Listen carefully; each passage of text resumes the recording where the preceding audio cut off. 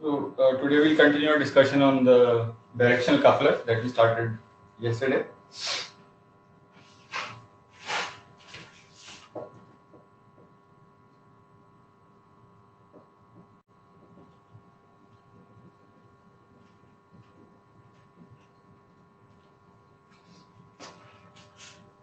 Right, so this was kind of the setup, right? And then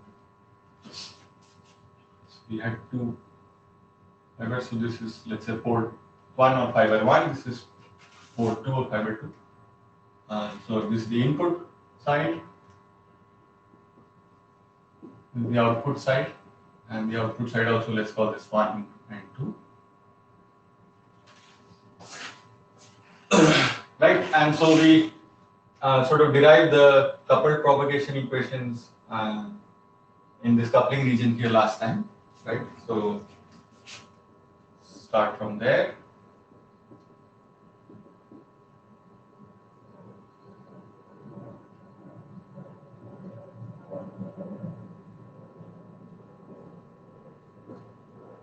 Right, so A and B were the amplitudes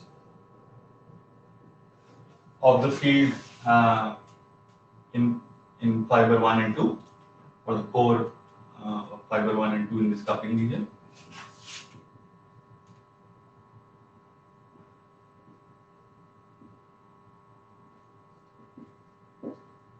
Right, so these were the coupled mode equations that we derived last time. Right, so this kappa 1, 2, and 2, 1 depends on the overlap, as we saw, between the modes in 1 and 2.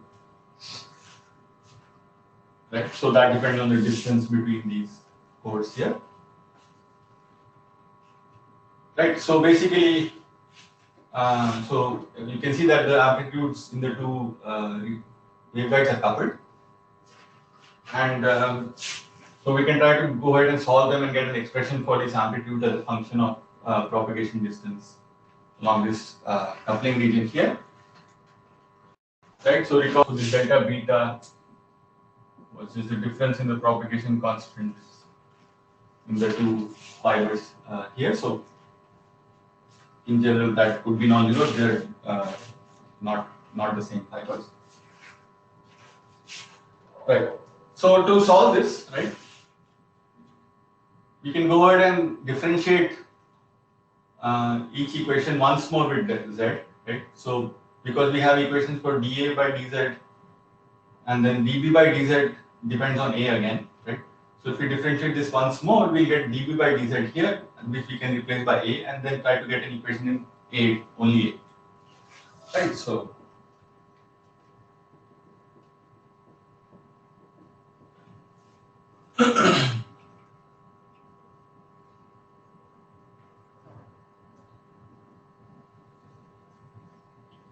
right, so on the left hand side, we just get double derivative. On the right hand side, there are two, B depends on Z, and this factor also depends on Z.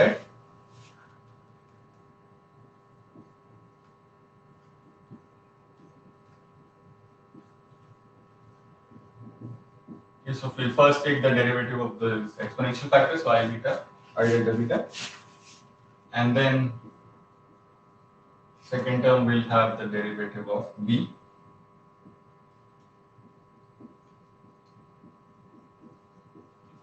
Right.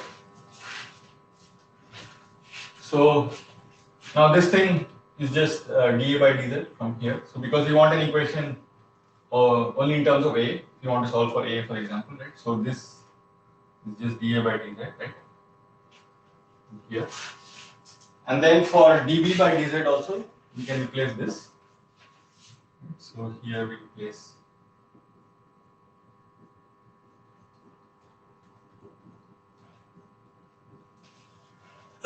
that. So then, so you can see we get a second order differential equation in A, right, which looks like this.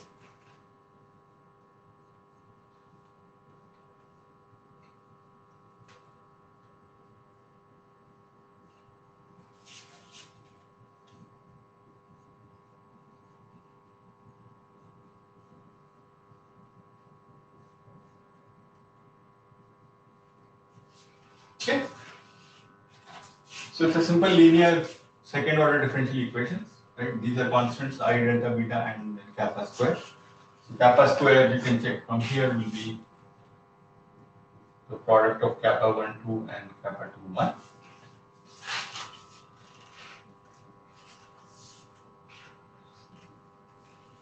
Okay, so linear differential equations like this, we can go ahead and solve easily, right?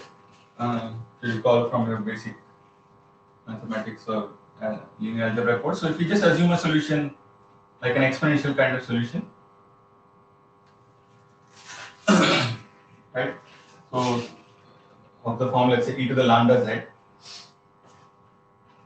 Then when we plug it into this equation, each derivative will just bring out a factor of lambda in front, right? And like the exponential function will remain. So for each term here, we just get powers of lambda. So that's a general way to solve any linear equation of any nth order that you have. So here we have a second order. Okay, and these so basically we'll change or we'll reduce this differential equation into a linear equation in lambda, or not linear, in this case quadratic equation in lambda, right? So basically we convert the differential equation into polynomial equation for the lambda, and the solutions are known as the eigenvalues, right? So basically, yeah, if you just plug in this into this equation, you can see that basically we'll get this equation for lambda, right? So we'll get a lambda square from here, a lambda from here.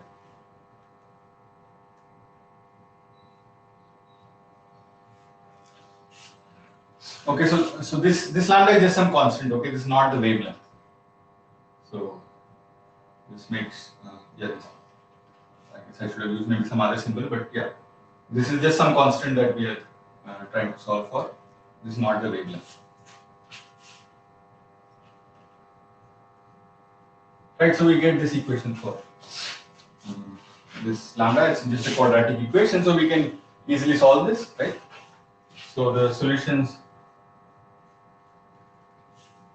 are, there are two solutions. So lambda plus and lambda minus.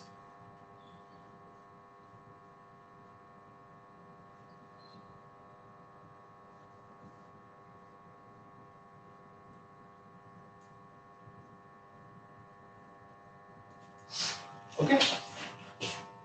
So we get, so it's a second order differential equation, so we get two eigenvalues, right? So we have two functions, e to the lambda plus z and e to the lambda minus z, and any general solution will be a linear combination of the two.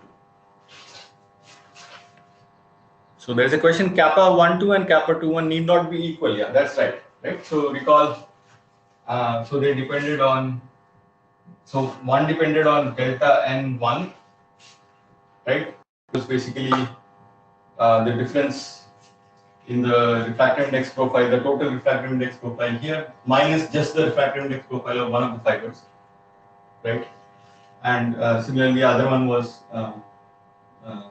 subtracting the refractive index profile of the other fiber. So if they are dissimilar fibers, right? So if n1 x comma y is different from n2 x comma y, then the delta n square factor will be different, right? So that integral that we evaluate psi1 star delta n square psi 2 over the cross section area, that gives us this kappa, right? So then kappa 1, 2 and kappa 2, 1, if the fibers are not the same, will not be the same. So you're right, right? In general, kappa 1, 2 and kappa 2 are not the same. But of course, if you have identical fibers, then they are. But they are not very different. Okay? So typically, even for dissimilar fibers, right? We already saw, like for example, for optical fibers, the core, especially for single mode fibers, the core cladding index difference is very small, right? And the core size is also typically of a particular value, few microns. So even if they are dissimilar, they are not so dissimilar, and like let's say within few percent or something, these two are the same. even for just because even if you have dissimilar fibers, they are not too dissimilar. Like for example, if you both are single node fibers.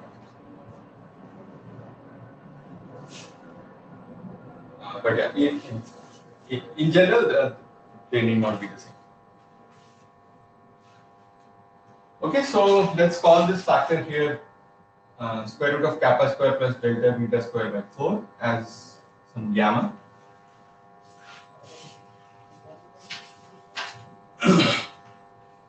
Okay, so you can write down the solution of the amplitude like this.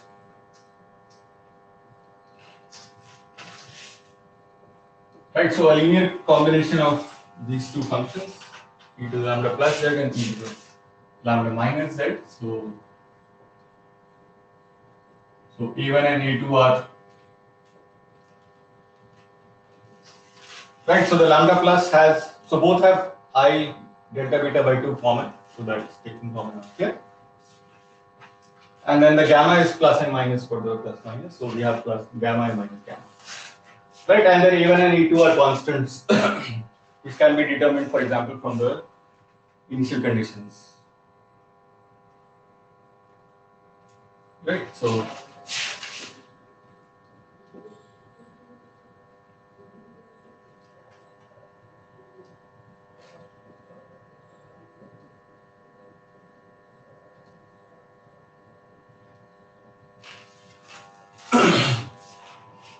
okay, so I can do similarly, or basically now I have a solution for A already. So for example, in this equation, I can substitute that solution for A, and then get an expression for B. And so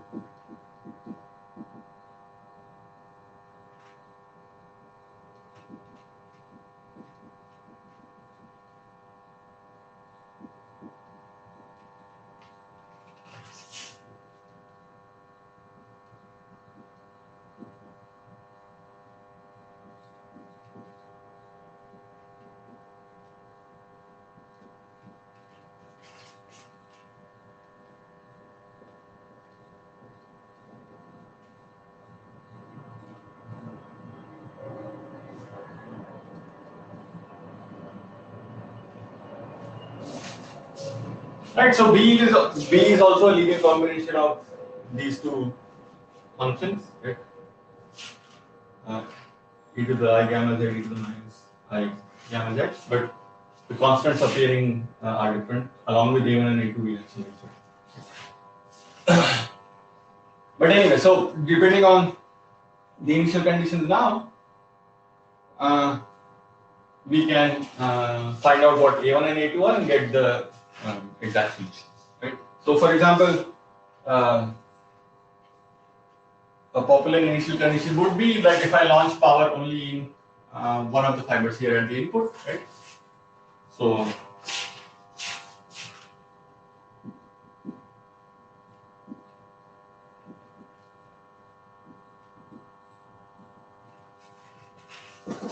right, so then basically A at z equal to 0.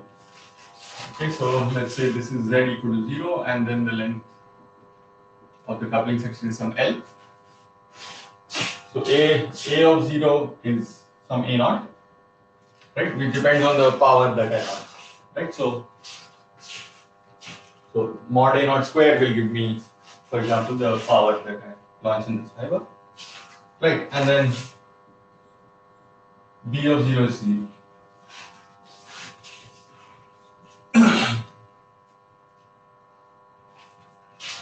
Right, so here I can put z equal to 0, then equate this to A naught. Here again z equal to 0 and equate this to 0, and you can solve for A1 and A2. Right, so A1 and A2 will get some constants in terms of A naught. Okay, and then what I'm typically interested in is the power that is flowing in each R here. Okay, and the power will be the square of the amplitude, right? So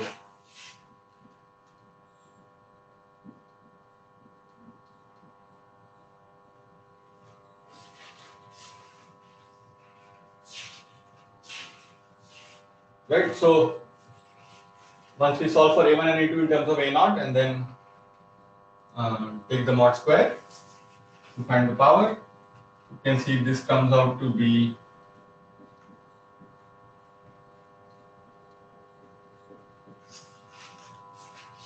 okay. So I encourage you to do the couple of steps in between at home, right? So find out A1 and A2 in terms of A0 and then check that this mod square gives you this expression. Okay, so in this expression we made one approximation to arrive at this. Is where, so here we have a kappa 1, 2.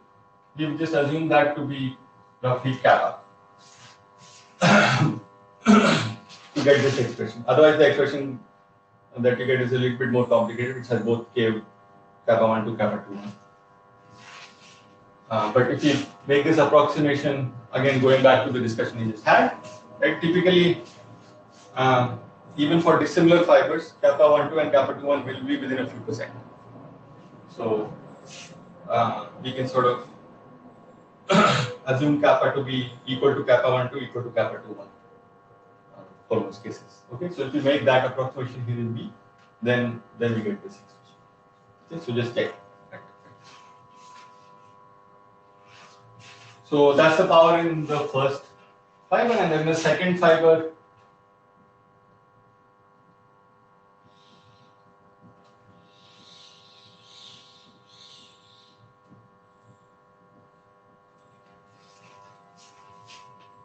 Right, so if you add up the fractional powers in both the fibers, of course it comes out to 1, right? These factors, because the input power is divided between these two. Right, so you can see that the power oscillates between 1 and 2 as a function of Z, which is along this coupling. Right?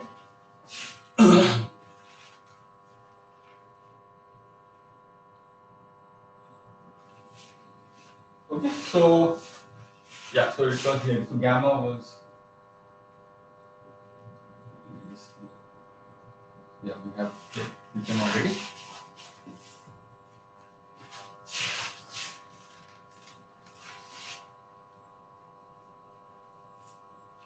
Right, so in general you can see gamma will be larger than kappa, right? Because gamma is square root of kappa square plus delta beta square.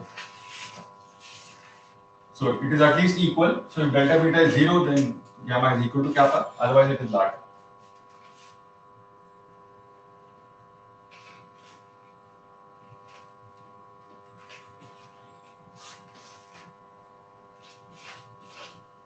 So we can look at this solution sort of broadly under two different cases. Right. So we have some expressions here. Right. So the first case is known as a phase matched case. Basically, when these two fibers are identical.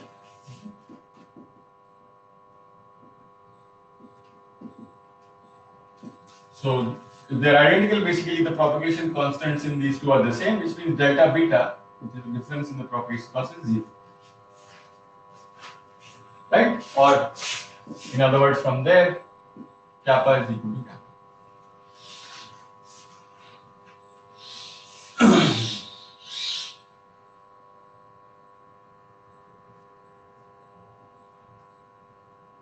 Right, so yeah, this here explicitly. So here, this is under the assumption that kappa 2,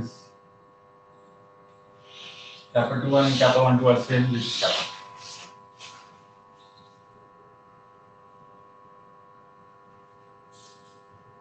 Okay, so for this case, you can see then that the power in fiber 1 is just cosine square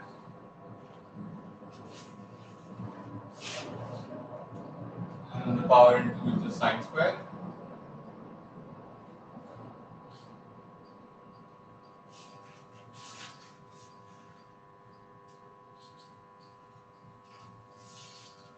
Right, so if you plot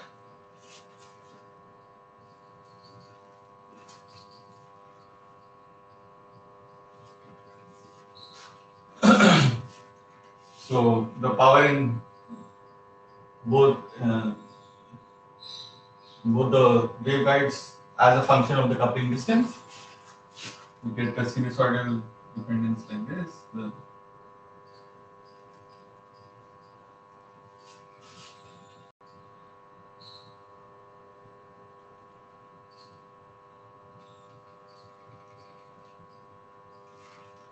Right, so this is the power in fiber 1, fiber 2.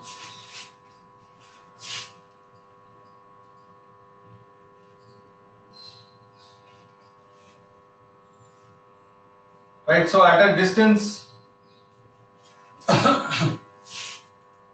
so when cosine square kappa z becomes 0, or equivalently the sine square kappa z becomes 1, the power goes to the second fiber completely. Right? So that happens, you can see at a, when this argument becomes pi by 2, so pi over 2 kappa. Right, and another pi over 2 kappa later, the power returns back to 1, and so on.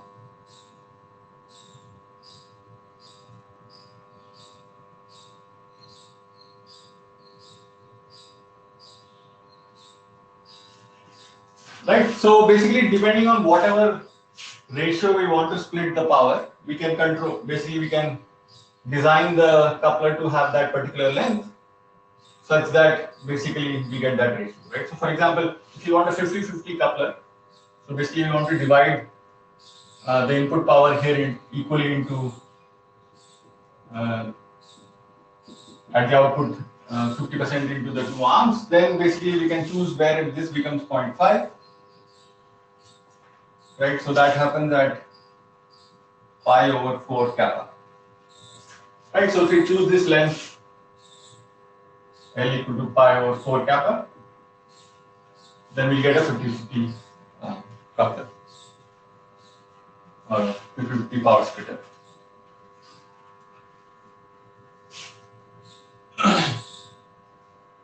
Okay, so this length pi over 2 kappa, basically where the power is transferred completely to the other waveguide, that's known as the coupling length. Okay, so LC is pi over 2 kappa. So for a directional coupler, sometimes you'll see coupling length is this much. So that means basically the length after which power is completely transferred. If I launch power in one of them, the length required so that the power is completely transferred to the other. Okay, so that's inversely proportional to this coupling coefficient kappa, right, because this overlap integral. So, of course, the higher the coupling coefficient, which, so again, we call coupling coefficient is overlap integral. So, for example, it depends on the distance between these two. So, the closer they are, the higher the value of this kappa, right? And the smaller the value of the coupling length. So, I need a smaller length to transfer the power because the coupling is larger. So, again, just to give you a sense of some numbers, typical like commercially used these power splitters made out of single mode fibers. Okay, so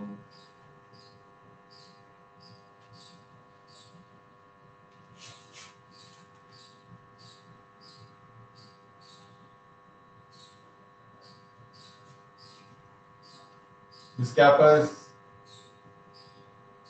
in the range of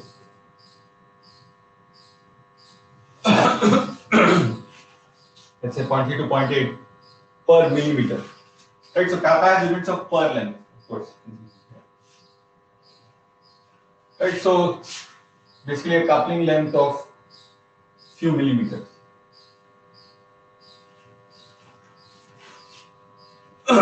Right, at let's say the telecom wavelength range 1.3 to 1.6 micron. Right, so that gives you a sense of scale of how big these devices are. Right, so typically this coupling length is a few millimeters. Okay, so actually physically how these devices look is that so you have these two fibers coming out, right? So in the middle you have a small like packaged thing here, right? It's sometimes also known as a splice because it looks like a splice. And inside that you have this fused section of the two fibers, right? So that's typically a few millimeters, let's say, or including the package, maybe it's a couple of centimeters long. And then you have fibers, the bare fibers coming out. And you could have connectors on the end of each fibers to connect it to some light source or some further fibers. Okay, so that's how they typically do.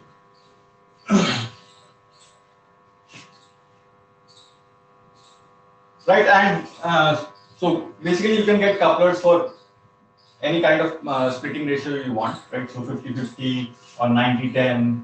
You can even get up to like 199, so 99% and 1%. So really precisely, the technology is very precise, and you can really control the ratio of this splitting that you get. So commercially, you can buy, as I said, all the way from 199 to 50-50, whatever combination you want.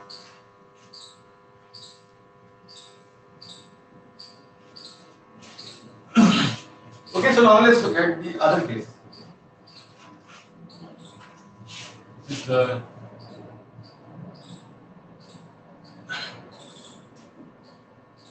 non-phase match case. Right, so delta beta is not equal to 0. So here kappa is less than gamma.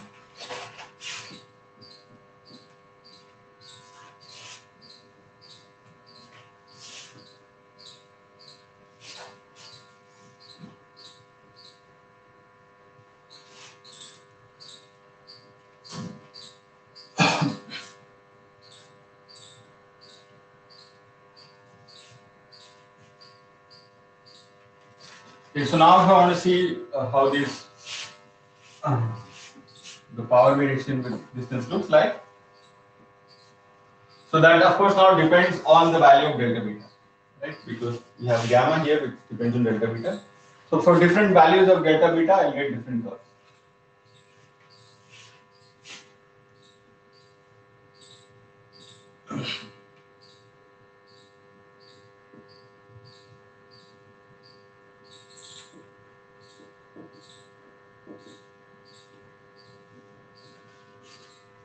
Okay, so let me just plot the power in the second fiber. So the input is launched in 1, and I'm looking at the power in the second fiber here. And so the power in the first fiber will be just the input minus this. Right? There are no losses here, the power is conserved. So for small values of delta beta, right, I'll be able to transfer more power to fiber 2. Right? So we saw for delta beta equal to 0, 100% of the power could be transferred to the second fiber, right, at a particular length. So for small values of delta beta, it will look something like that. I can transfer most of the power to the second, right? So for example,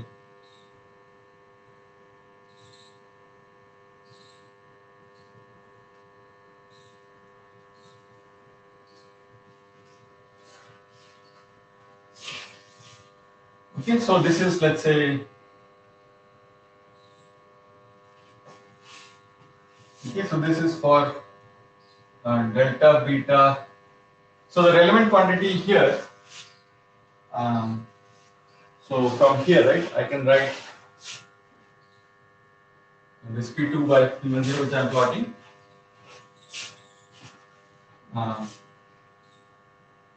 Right, so the maximum, so this is a sinusoidal function, so maximum value is 1. So the maximum power that can be transferred is kappa square by gamma square.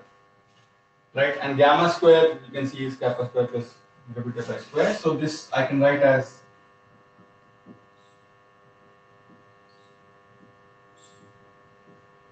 okay. So you can see that the relevant quantity is delta beta by 2 kappa. Right. So if there that quantity is small, then the denominator is smaller and closer to 1. So the power transferred is closer to 100%. As this ratio increases, then the maximum power transfer to 2 keeps going down.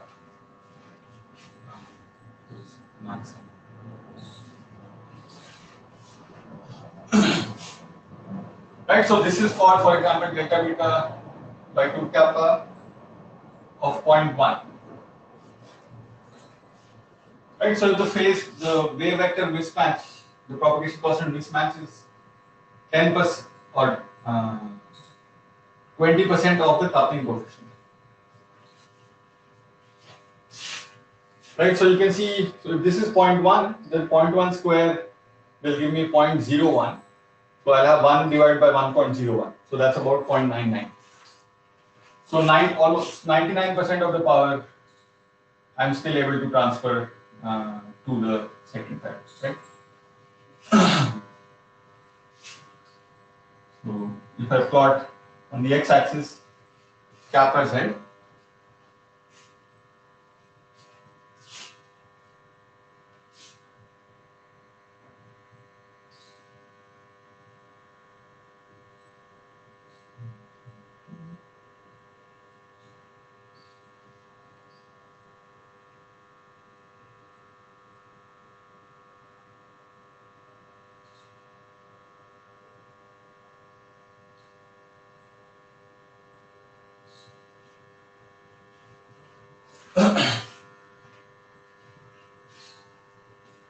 okay, and the maximum power transfer will occur at a length pi over 2 gamma, right? So in this case, when this is delta beta is small, then gamma is almost equal to kappa, right? And so the power transfer here you can see almost, so this occurs at around pi by 2 kappa. So pi by 2 is 1.7. Okay, so this maximum is occurring close to that. Not exactly because you know delta beta.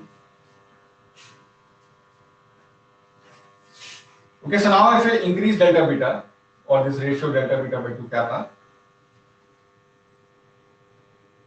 So for example, let's make this equal to 1 now. So now you can see, so this is 1. The maximum power will be just half or 50%. Okay? So this maximum will go only up to 50%.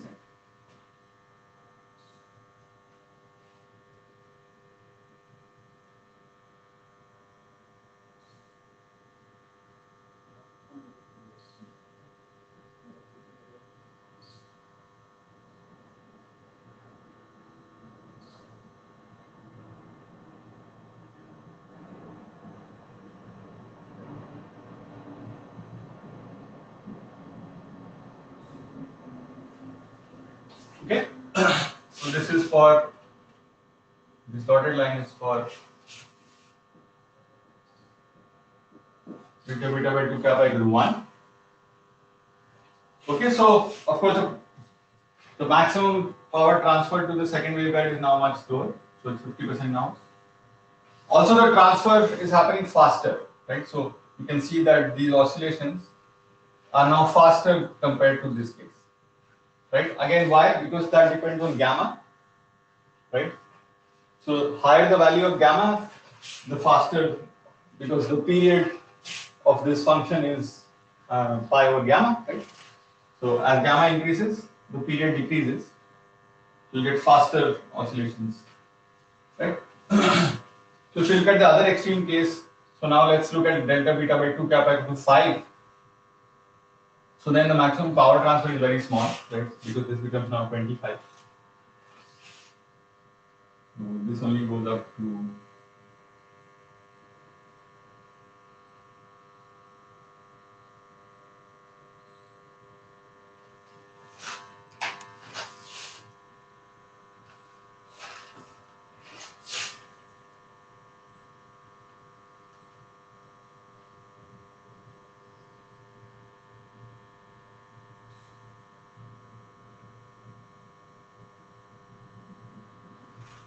okay, so now it looks like this.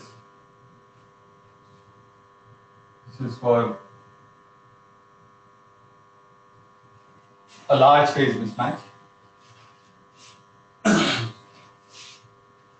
Okay, so I'm barely transferring like few percent here, so I'll get 1 by 26, so that's about 4%.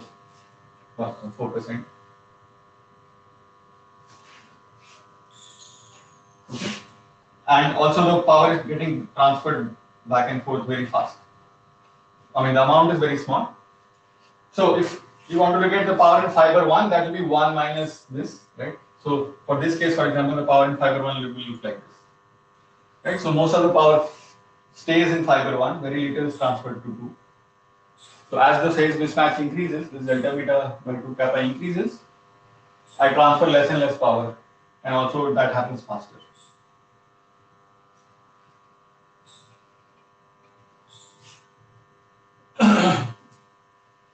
So again, so to give you some sense of numbers, right? So if, for example, I take kappa to be, let's say, 0.2 per millimeter, right?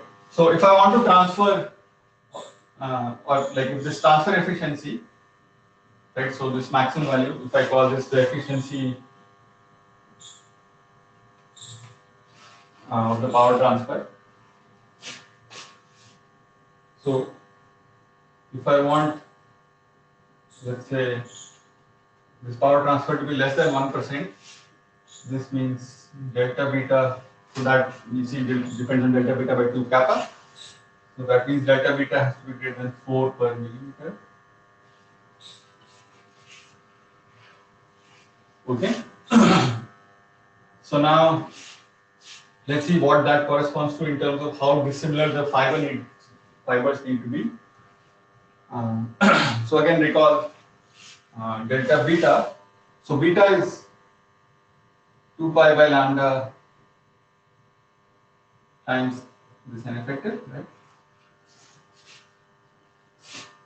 So of course, so let's say we are operating at one particular wavelength. So the difference in the propagation constant is this 2 pi by lambda times difference in the effective indices of the two fibers for the respective LP01 modes, for example.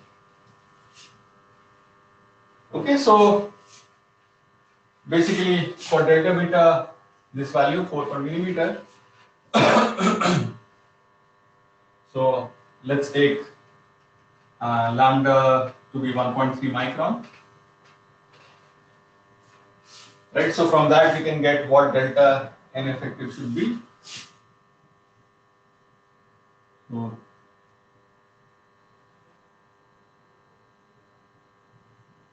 that turns out to be few times 10 to the minus 4. Okay, or almost 10 to the minus 3. Right, so basically I just need a propagation or the effective index difference of about 10 to the minus 3 to basically suppress this coupling and transfer from one power to the other. And recall, for single mode fibers, the refractive index contrast between core and cladding, right? So this is actually even smaller than, so for SMFs, right? For typical SMF, this N1 minus N2, the core cladding index difference, is typically few times 10 to the minus 3. Right? So let's say.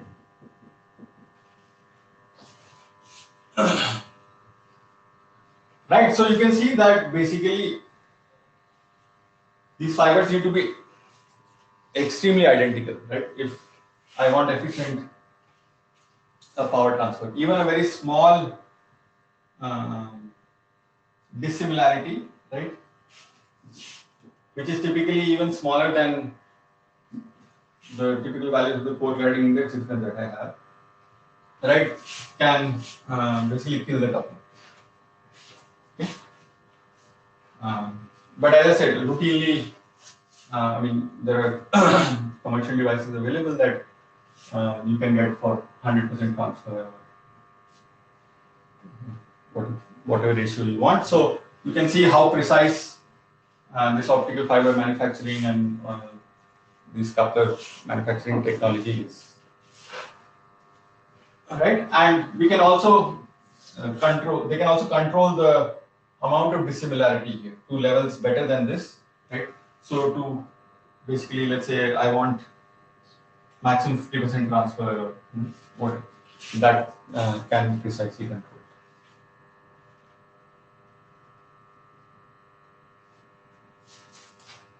So, so as I said, so if we use single mode fibers here, right? So this kappa was basically the overlap integral, right, of the two modes, the two fibers. So if we take, for example, single mode fibers and the LP01 mode propagating through them, we know the expression for the LP01 mode, like it's Bessel function, right? So one can actually do this calculation and find out what the overlap integral is. So of course it's quite complicated, but people have done it. So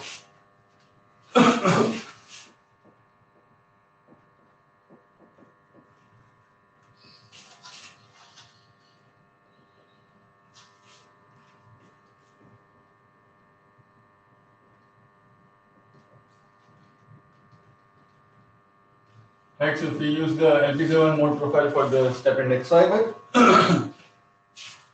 we can get this value for the coupling coefficient kappa as a function of the distance. So inside this coupling region here, as I mentioned last time, so it looks like the two fibers are fused in the cladding region, and then you have the two pores separated by some distance d. Right, so I have the LP01 mode here and I have the LP01 mode here. So I can calculate this overlap, right, to calculate this kappa.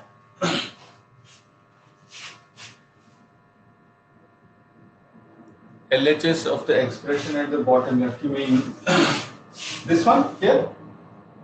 So this I've just written delta beta. Maybe I'll write this here, right? So you know that beta is 2 pi over lambda times an effective, right? So I just wrote, so delta beta is at a particular wavelength. It's just a difference in the n effective of the two fibers here. Right, so for this value of delta beta at this wavelength 1.3 micron,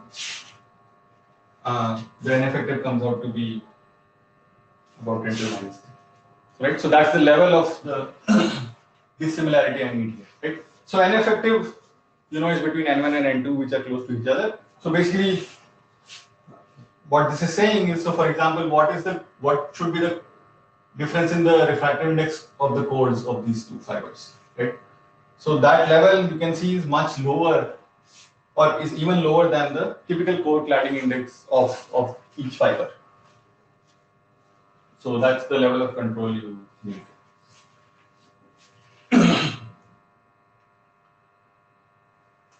Okay, so this distance there, and then the diameter of each core is 2 times A, or A is the core radius, right? Okay, so basically if you do this calculation, this coupling coefficient comes out to be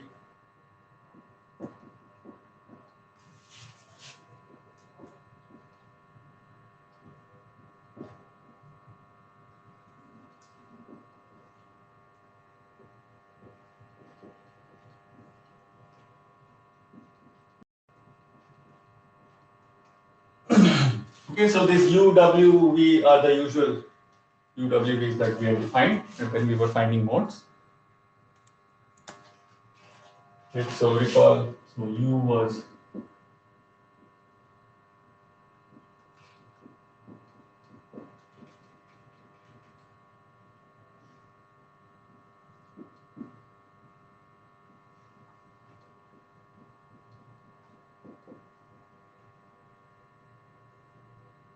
V is the V number of the fiber.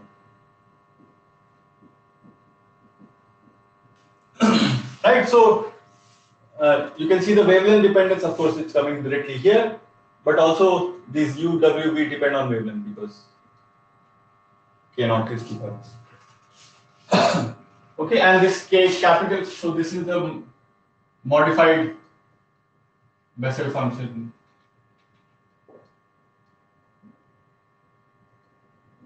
Second kind that we, right? So the mode profile in the cladding has this form, right? K. So this is K0 and this K1. Okay, basically, so when we are trying to design some coupler for some particular application, right? So we need to know what size of the fibers to use, right? What should be the distance between them.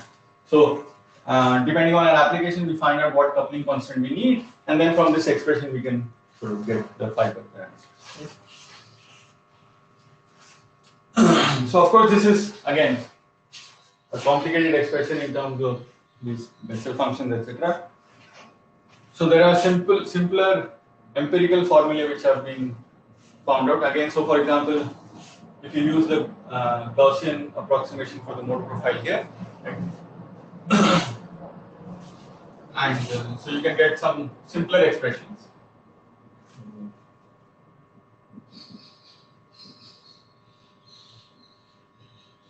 Which are still quite accurate, which you can use easily.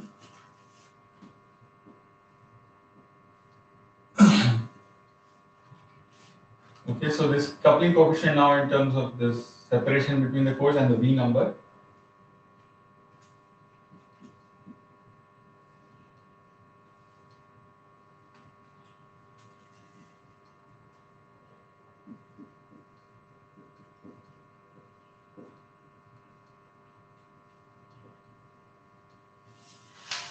Okay, a simpler expression is just that. So given fiber core size and this, so D bar is D over A. So the separation normalized to the core size. And this delta, small delta here is basically the normalized index difference, the square.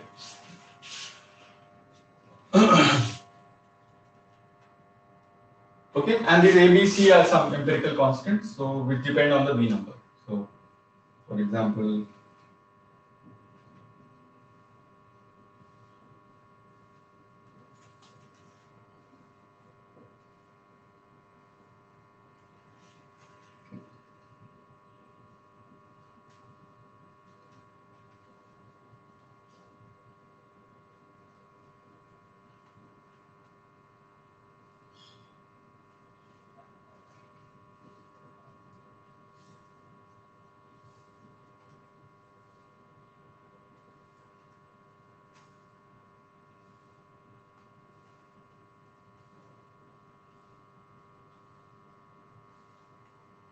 okay.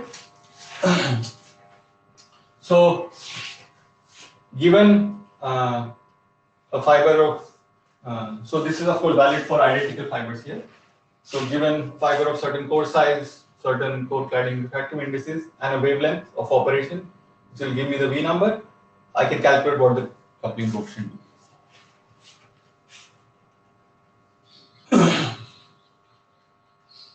Okay, so if I look at the variation of this coupling constant, for example, as a function of the separation of the cores.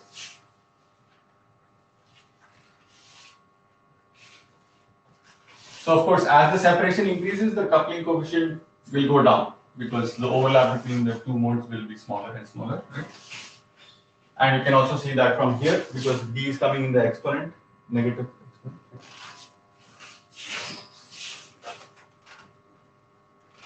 So this is still accurate to like less than 1% error. Okay, so this is much simpler to use than that exact one. But it has a, of course, a restricted range of operations. So this is works for V numbers between 1.5 and 2.5. But that's typically the range of operation for example, if you look at telecom wavelengths in single mode fiber, the V numbers will lie between this.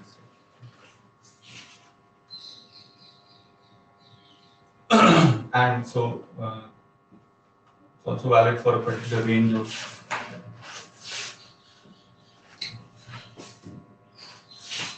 separation. So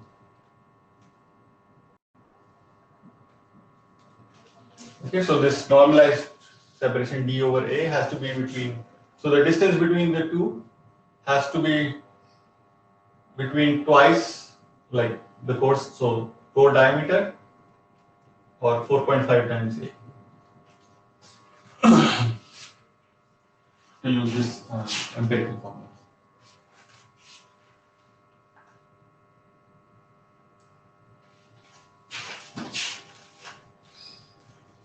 And basically beyond, so this range is also quite useful because, so if you go closer, if you go below 2, so then you can see now D is now becoming comparable to the core size, right?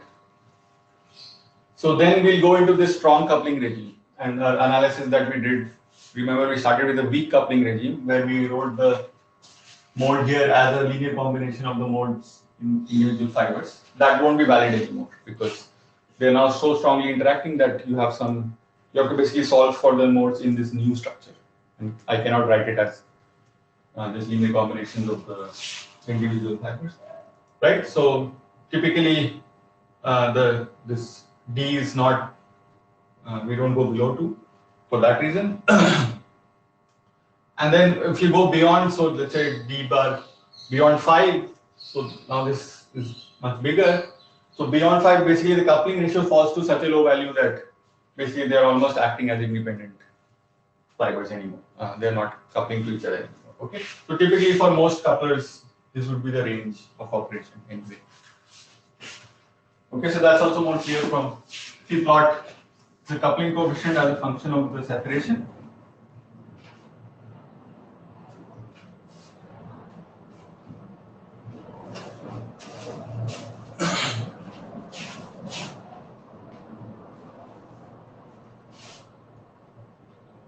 Y-axis have the coupling coefficient in per millimeter.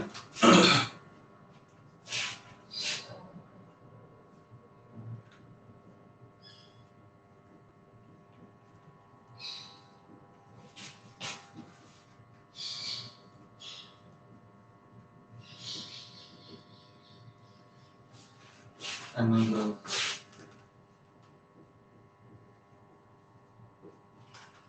x-axis have this normalized separation normalized to the core size.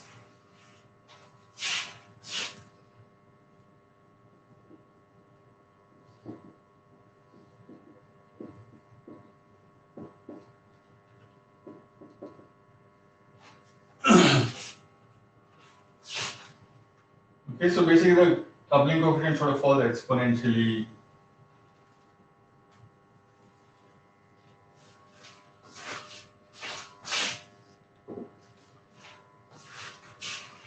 with increasing separation. Okay. So as I said, you don't go below 2 typically because then this analysis is no longer valid. Right? We go into this strong coupling regime. And typically you can see here if you go beyond 4.5 or 5, then the coupling coefficient is basically 0. Okay, so these are for typical, this curve is for a typical fiber with core refractive index 1.453 and then cladding index, that core size 5 micron and let's say a wavelength of 1.3.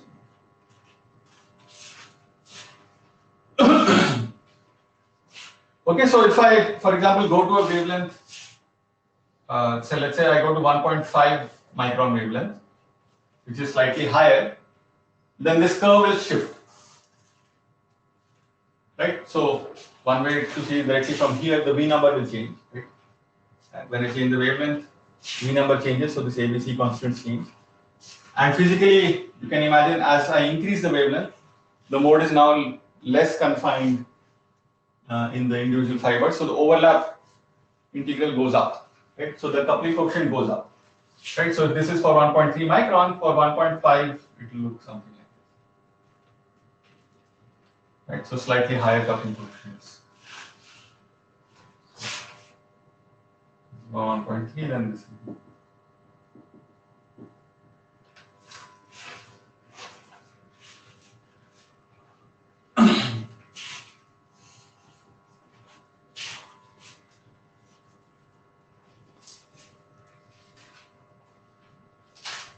Okay, so this end today with some practical parameters for a coupler. So, like for example, if you want to buy a coupler, fiber coupler for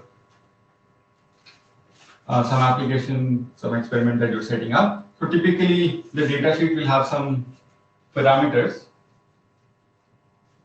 So it's good to know what those parameters mean.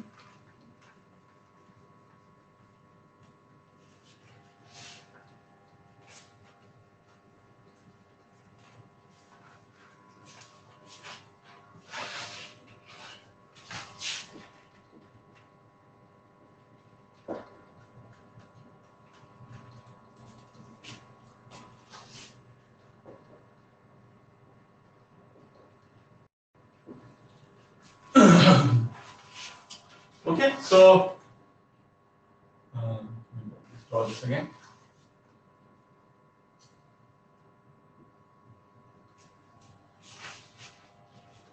Okay, so you have two input ports and two output ports.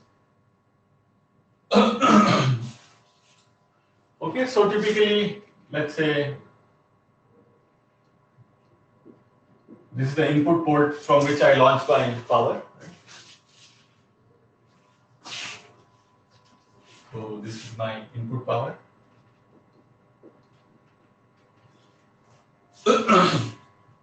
Then the power coming out on the output side in the same fiber, that is known as the transmitted power.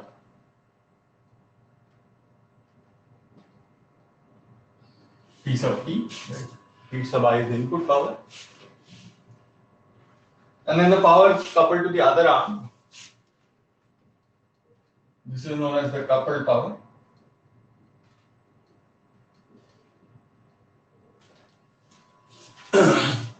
Right, so for example, for 50%, 50-50 coupler, PT will be equal to PC, right? And both will be equal to half of my input power. And then what is also of practical interest is that is there any power reflected back here? Okay, so PR here.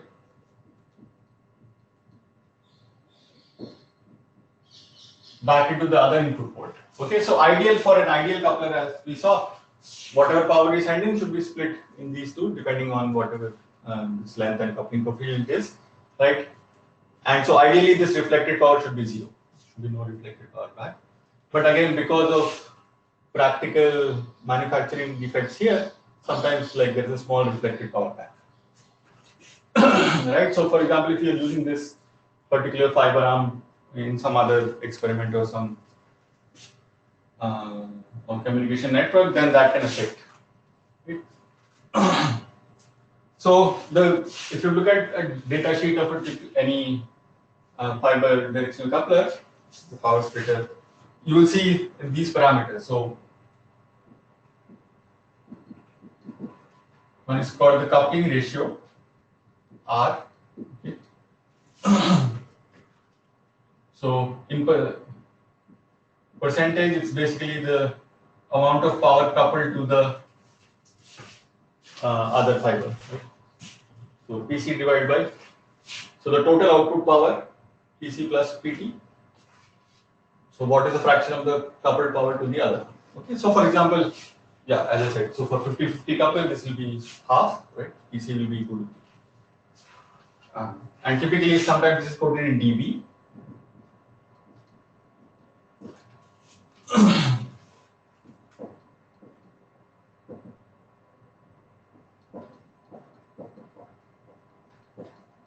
Okay, so basically we take the inverse of this because R is always less than 1. So to get a positive number, we take log of 1 over R. R defined this way. Right, so for a 50-50 coupler, so for example, if this is 50%, then this is 3 dB. Okay? So sometimes you will see, oh, I'm using a 3 dB coupler. Right? So 3 dB coupler means 50-50, right? 20 dB coupler would mean like 199, right?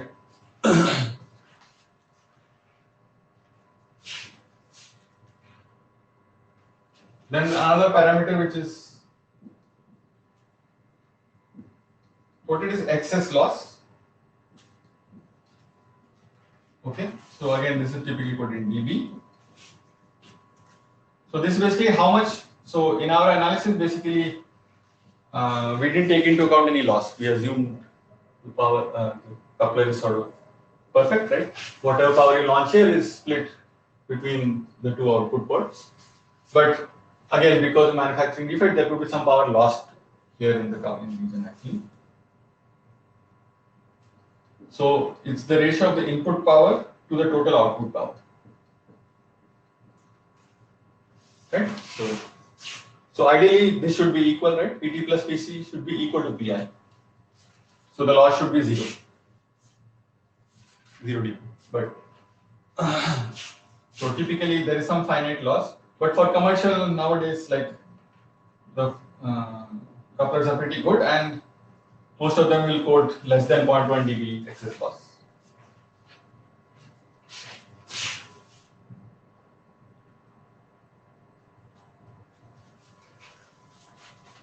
Okay. Then another parameter is insertion loss.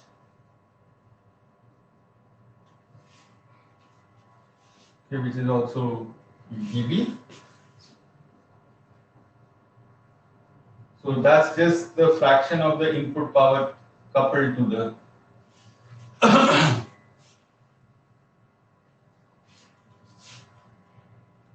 other side. Okay.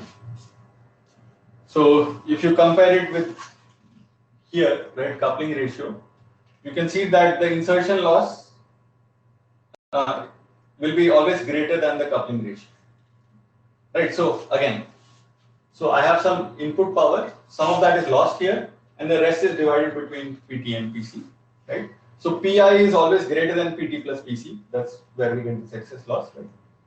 Right. So you can see R, the ratio is defined as output power total, PT plus PC divided by the coupling power coupled to the other arm, whereas insertion loss is the input power divided by the coupled power, right? So this is always greater than equal to this coupling ratio, right? So, and you can actually see from here, this is actually R plus the excess loss. So this is the coupling ratio. The insertion loss is equal to the coupling ratio plus the excess loss, right? So again, so for example, if you take a 3 dB coupler, so 50-50 coupler, the insertion loss typically quoted is less than 3.4 dB, right? So for a 3 dB coupler, the insertion loss will be more than 3 dB, right? By definition, because basically you're just looking at the ratio of this power to the input power. So for 50-50 means 50% is already lost, right? And then some excess loss on top of that, which is lost here. So, right. So for typically, if you take a 3 dB coupler, the total insertion loss is less than 3.4 dB. Okay. So little bit worse than ideal, but quite good. Okay. So and then the last important parameter which is defined depends on this reflected power here.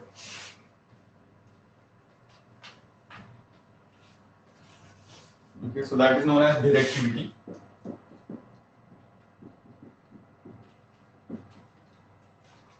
So again, that's in dB.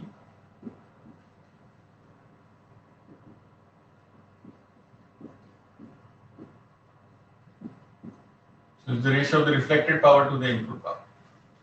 Right. So ideally, again, I want zero reflected power. Again, so typically these numbers you would see would be like -50, -60 dB. Right. So minus 60 dB would mean reflected power is 10 to the minus 6 times the input power. Right? So typically this reflected power is 5 to 6 orders of magnitude lower than my input power. Okay. For a good coupler.